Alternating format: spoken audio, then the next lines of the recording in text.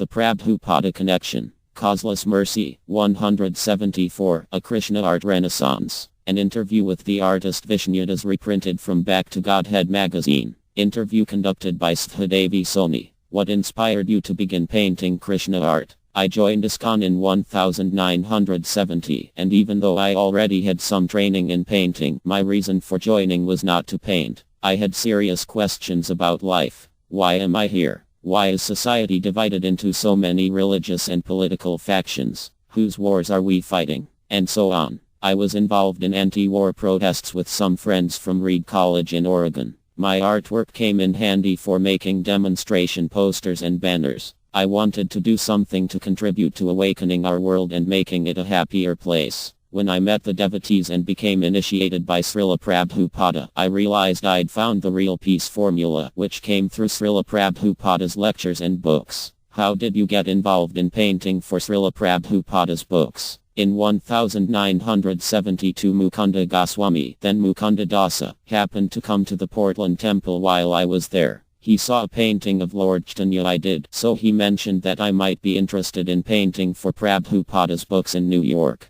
I was excited about that idea, so I flew to New York and soon I was helping illustrate the Chaitanya Charitamrita and Srimad Bhagavatam series of books. I also began painting bigger canvas versions of the popular ISKCON artwork of the time. These were sent to temples starting up around the world. Was it rigorous work to produce so many paintings? Not really. It was my service to Guru. Probably because I painted fast and could make big paintings look almost identical to the smaller originals. Someone nicknamed me the human camera. I always felt encouraged in the association of the other artists I worked with.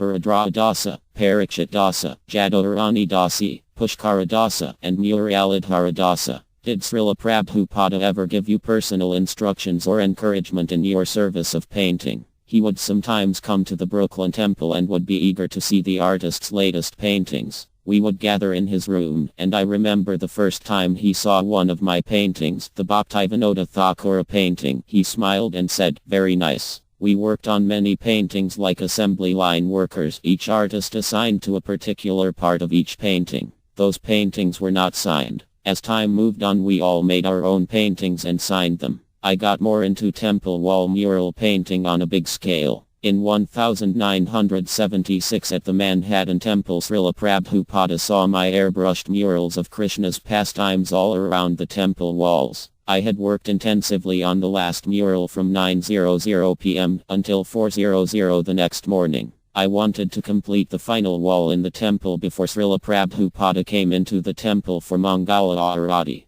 So this new mural of Lord Chaitanya dancing was of particular interest to him, as it hadn't been there the day before. He stopped and said to the devotees there, "He has done this so fast." That morning on Srila Prabhupada's walk with devotees, he asked, "What is that boy's name who has done the paintings?" A devotee said, "Vishnudas," and Srila Prabhupada said he should come to India and do paintings there. I am paraphrasing, but he told the temple president to send me to India. Unfortunately, I was not on that walk with him, as I was exhausted after my mural marathon. Please say something about your experience in India. The most memorable experience there was speaking with Srila Prabhupada a few times. I asked him the best way to paint Krishna so that people realize that he is the Supreme Personality of Godhead and a real person. Srila Prabhupada replied, "First understand that he is the most beautiful, the strongest, and never alone. He is always with his associates." I asked if Krishna could be shown with just some animals and trees, as these are mentioned as being also his associates.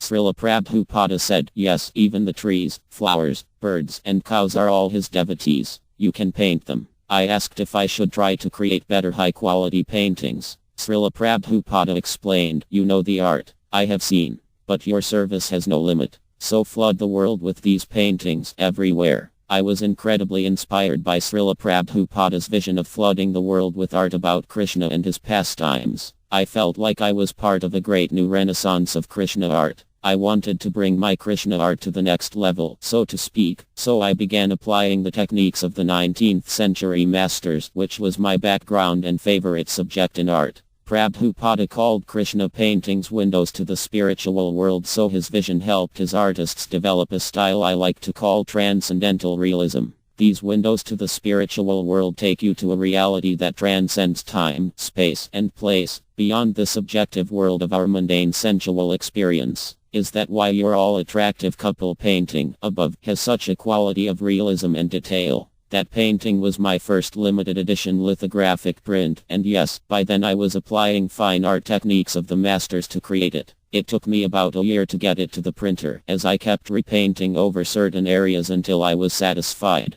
Nowadays I work slowly and carefully. I guess I'm no longer the human camera. How many prints of the all-attractive couple have you sold? Last we checked it was over 9,000. I'm just one artist, and this is my small contribution to honoring Srila Prabhupada's request to flood the world with Krishna art. With new temples springing up around the world, I can foresee lots of opportunities for artists to help Prabhupada's mission to inundate the world with Krishna art. I noticed that Radha and Krishna in All Attractive Couple and Krishna in your new painting Sri Krishnachandra are looking directly at us, the observer, which you don't see too often in Krishna art. Is there a purpose behind this? Yes, the purpose is to inspire the desire for a personal relationship with them. When studying the masters of portraiture, I noticed how they bring you into the subject's personal world through the eyes. I've had this same experience, as many have, by looking at the deities in temples. They are looking at us, inviting us into their realm, into a personal relationship with them.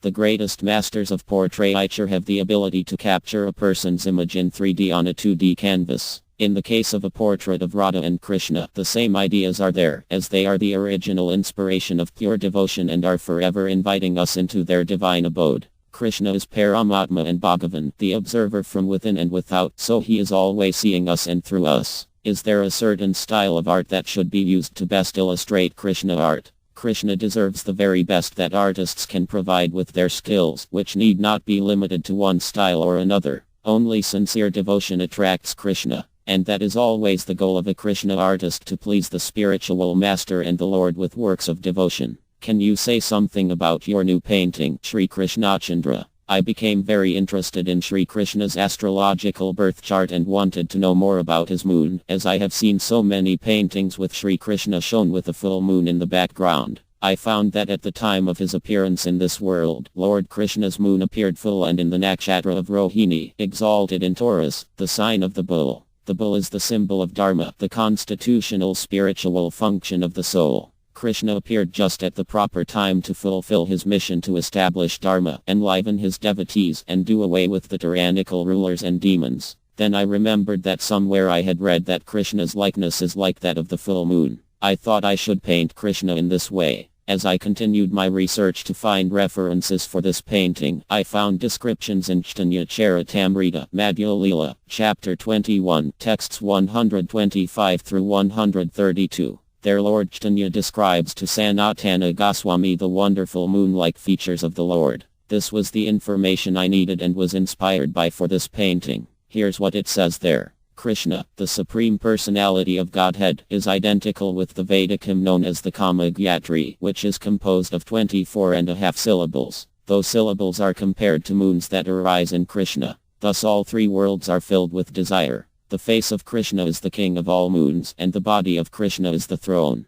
Thus the king governs a society of moons. Krishna has two cheeks that shine like glowing gems. Both are considered full moons. His forehead is considered a half moon, and the spot of sandalwood there is considered a full moon. His fingernails are many full moons, and they dance on the flute in his hands. Their song is the melody of that flute. His toenails are also many full moons, and they dance on the ground. Their song is the jingling of his ankle bells. Krishna's face is the enjoyer king. That full moon face makes his shark-shaped earrings and lotus eyes dance. His eyebrows are like bows, and his eyes are like arrows. His ears are fixed on the string of that bow, and when his eyes spread to his ears, he pierces the hearts of the gopis. The dancing features of his face surpass all other full moons and expand the marketplace of full moons. Although priceless, the nectar of Krishna's face is distributed to everyone. Some purchase the moon rays of his sweet smiles, and others purchase the nectar of his lips. Thus he pleases everyone. Krishna has two reddish, widely spread eyes. These are ministers of the king, and they subdue the pride of Cupid, who also has beautiful eyes. That face of Govinda, which is full of happiness, is the home of the pastimes of beauty, and it is very pleasing to everyone's eyes. If by devotional service one gets the results of pious activities and sees Lord Krishna's face, what can he relish with only two eyes? His greed and thirst increase twofold by seeing the nectarine face of Krishna. Due to his inability to sufficiently drink that nectar, he becomes very unhappy and criticizes the creator for not having given more than two eyes. How long did it take to complete your painting, Sri Krishnachandra? It took me about 2 years of off and on work to complete. He did not appear quickly to me, but it took a lot of research, meditation, and patience. The spiritual world is a timeless place, so if I can continue painting there when I leave this body, I won't need to worry how long a painting takes, will I? Sri Krishnachandra is such a beautiful painting, and he really does defeat the beauty of the moon. Do you feel this is your best work yet? To me, this painting is the culmination of all I have learned in fine art over the years, although I feel there is always room for improvement, especially when glorifying the supreme absolute truth. We should always feel humble in our attempts to understand what Krishna really looks like, but we can always remember what his pure devotee, Srila Prabhupada, once said. First, understand that he is the most beautiful, the strongest, and he is always with his associates. At one point I walked away from this painting and thought, I will never finish it. I came back later that day and scrutinized it again. Then something inside me said, it is done. Others had told me months before that it was already finished. Only Sri Krishnachandra knows for sure. Please visit Krishnaland to learn more about Vishnudas and his transcendental artwork.